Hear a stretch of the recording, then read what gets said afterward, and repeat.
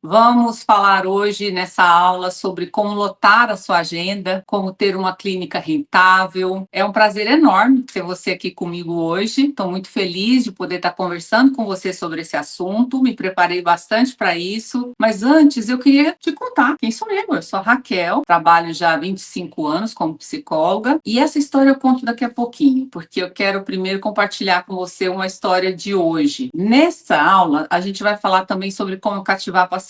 E hoje, uma paciente me deu um retorno tão legal. Eu costumo enviar mensagens de aniversário individualizada para cada paciente e ex-pacientes também. Essa paciente contou no final da sessão que ficou emocionada com a mensagem, que saiu e foi mostrar para o marido, para os filhos, porque ela nunca tinha recebido uma mensagem tão personalizada, que falava tanto sobre ela. Aquilo foi um retorno, um feedback tão positivo para mim, porque me deu a certeza de que esse tipo de coisa que faz parte do nosso trabalho, essas pequenas coisas, fazem muita diferença na nossa vinculação com os pacientes. Bora lá? Bora falar sobre como lotar a sua agenda, como fazer com que a sua clínica, o seu trabalho como terapeuta, como psicólogo seja rentável? Para começar, eu gostaria de contar e de falar para você sobre o que você precisa para lotar a sua agenda. Nessa aula, você vai descobrir como atrair seus clientes e como manter esses clientes ou pacientes, escolha como você quiser dizer, se posicionar com segurança com relação ao seu trabalho e se tornar cada vez mais forte junto à sua comunidade, o lugar onde você estiver atendendo. E você vai aprender também sobre como você pode administrar melhor esse negócio. Eu queria que você se fizesse uma pergunta: será que eu preciso de fato construir uma clínica, né, alugar um espaço físico para poder ter o salário ou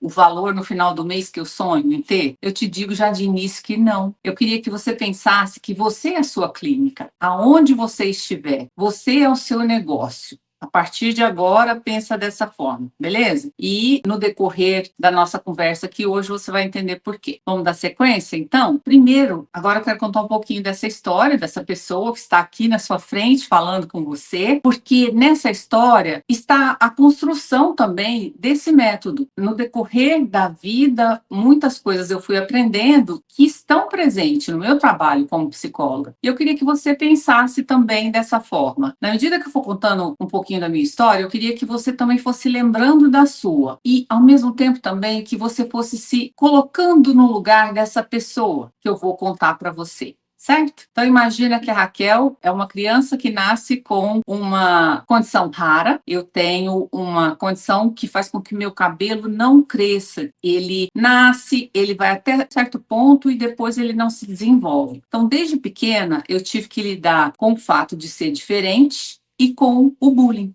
na infância e na adolescência. Eu brinco que eu fui forjada com essas duas questões que, de uma certa forma, me tornaram bastante resiliente. Quando eu estava ali por volta dos 13 anos, adolescência, eu resolvi que eu não queria mais ser vista como a menina que tinha pouco cabelo, a menina que era careca. E eu resolvi que eu ia usar uma prótese. Só que meus pais não concordavam com isso. Meu pai, principalmente, ele achava que isso ia me fazer sofrer, que ia me colocar numa condição onde as pessoas iam tirar mais sarro, brincar mais comigo em relação a isso e que isso me faria sofrer. E eu, naquele momento, com tão pouca idade, eu resolvi que era o que eu queria. Porque, assim como todo adolescente, eu não queria ser diferente. Eu queria me diferenciar do grupo, mas eu queria ser igual aos demais. E eu peitei essa decisão e assim foi. Na mesma época, com 13 anos, eu resolvo também que eu vou ser psicóloga. Eu começo a conversar com as pessoas que eram influência para mim, os adultos, né, que estavam à minha volta, e em meio às opções que eu tinha ali, como possíveis faculdades para serem feitas, eu escolhi a psicologia. E no decorrer do tempo assim foi, mas para o final da adolescência eu aprendi a maquiar, a arrumar noivas, e isso fazia com que eu ganhasse uma graninha, e foi muito importante porque com 17 anos, bem na época de eu entrar para a faculdade, meu pai morreu. E quando ele morre, isso faz com que ele era arrimo de família, isso faz com que o sonho de ir para a faculdade ficasse cada vez mais distante. E foi justamente esse aprendizado que garantiu com que eu conseguisse fazer o cursinho, né, e continuar rumo ao sonho de fazer faculdade. E aí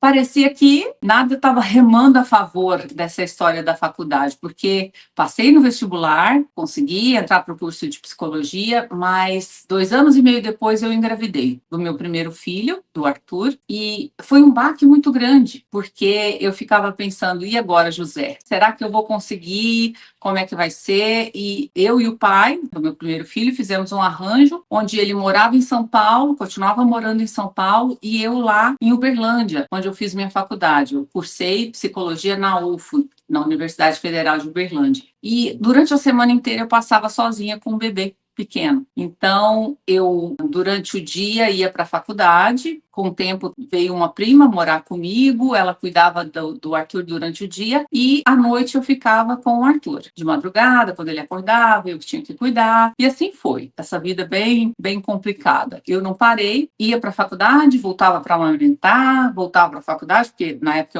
eu escolhi morar bem pertinho do campus, e assim foi, até eu terminar o curso de psicologia. Aí venho para São Paulo, chego em São Paulo, eu fico um ano sem arrumar trabalho, porque todo o meu network tinha ficado lá em Uberlândia, na cidade onde eu tinha feito minha faculdade, tinha feito os meus estágios, e aí foi uma fase bem difícil também, uma fase de muita insegurança. Além de não ter o network, eu não acreditava que eu era capaz, que eu poderia, que eu estava pronta para atender em consultório. Aquela menina de 13 anos, quando imaginou ser psicóloga, ela só imaginava esse cenário, de ter uma sala como essa, ter lá o seu paciente sentado na cadeira e atender na clínica. Quando eu cheguei aqui, o que apareceu como trabalho foi na área social. Primeiro eu fui ser voluntária numa organização social. A partir desse trabalho como voluntária, eu consegui o meu primeiro trabalho com adolescentes que estavam em liberdade assistida, e logo na sequência eu fui atender crianças que vinham da rua. Era um modelo parecido com o antigo SOS. Depois desse lugar, essa porta de entrada, eu fui trabalhar em abrigos com criança e adolescente. Aí eu fiquei uma boa parte da minha vida na área social, e ali eu fui crescendo. Aí eu comecei como técnica, depois virei coordenadora, depois eu fui mais para a parte da gestão das organizações sociais e fui trabalhar com captação de recursos. Eu sempre olhava para aquele trabalho, por um lado ele era